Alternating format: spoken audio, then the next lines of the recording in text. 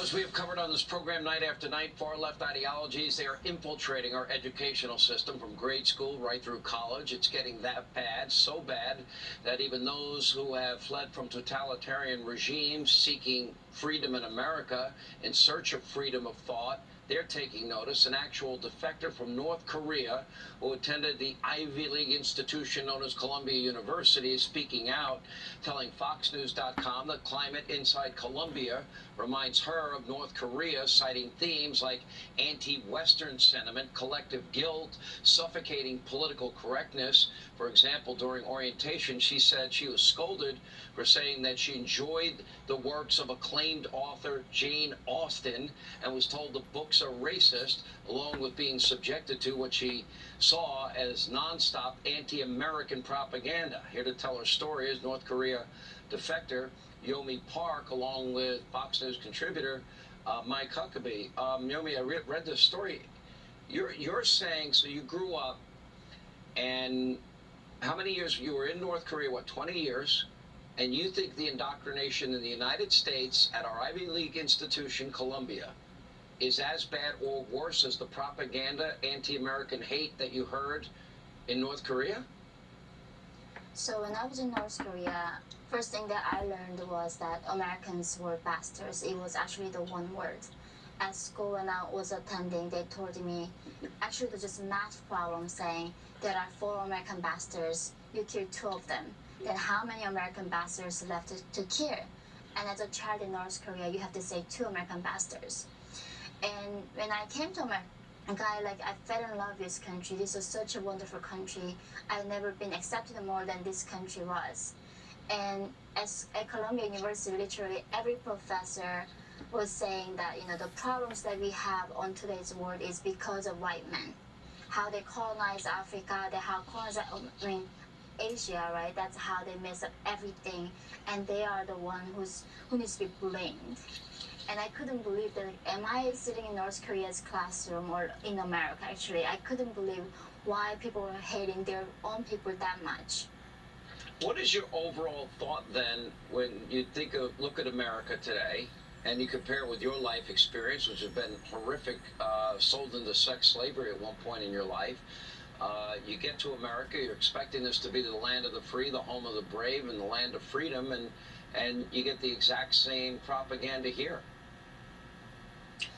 It's just heartbreaking. I literally sold as a sexual slave, and I literally crossed the Gobi Desert to be free.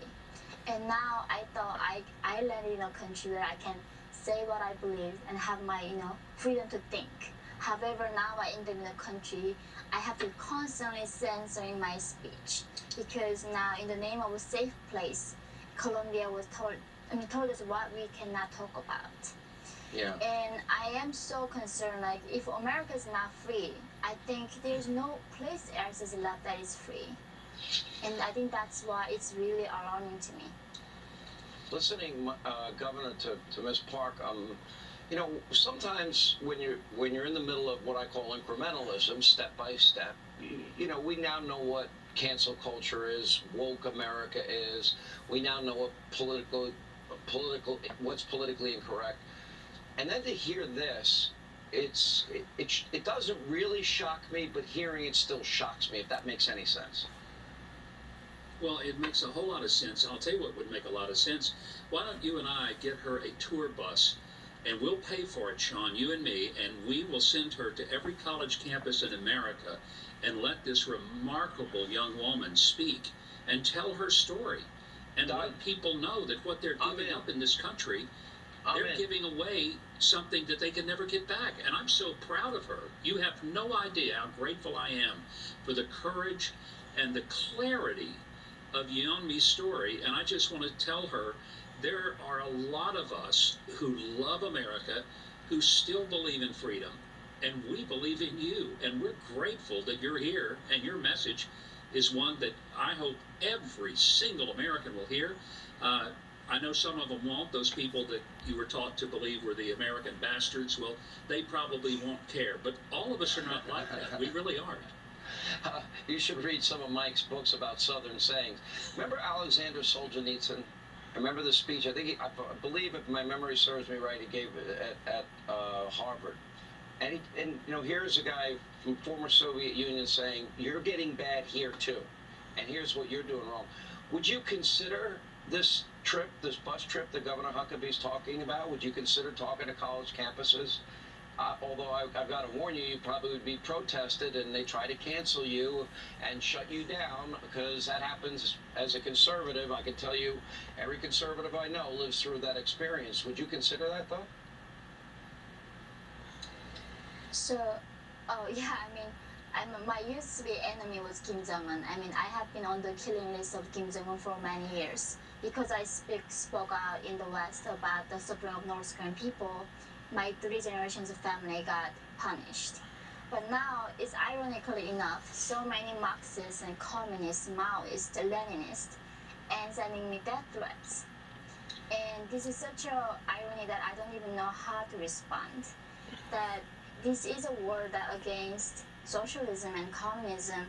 The fact that I come from North Korea and saying, North Korea started as a communist country. It began as, let's make it the most equal society in the world.